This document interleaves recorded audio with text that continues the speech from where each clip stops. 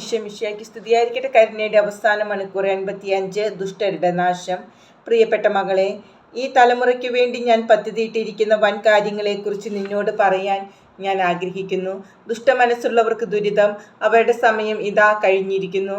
എൻ്റെ മക്കൾ പ്രതികാരത്തിനായി നിലവിളിച്ചതിനാൽ അവരെ പീഡിപ്പിച്ച ദുഷ്ടർ ഇതാ ശിക്ഷ ഏറ്റുവാങ്ങി തെരുവുകളിൽ രക്തത്തിൽ കുളിച്ചു കിടക്കുന്നു.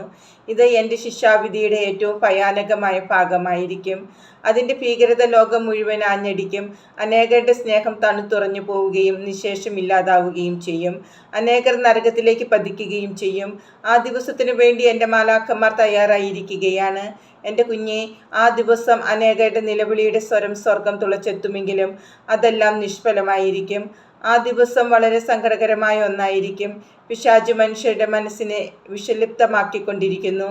അവൻ അവരെ വഴിപിഴപ്പിക്കുകയും അല്ലെങ്കിൽ അവർ വഴിപിഴയ്ക്കാൻ കാരണമാവുകയും ചെയ്യുന്നു.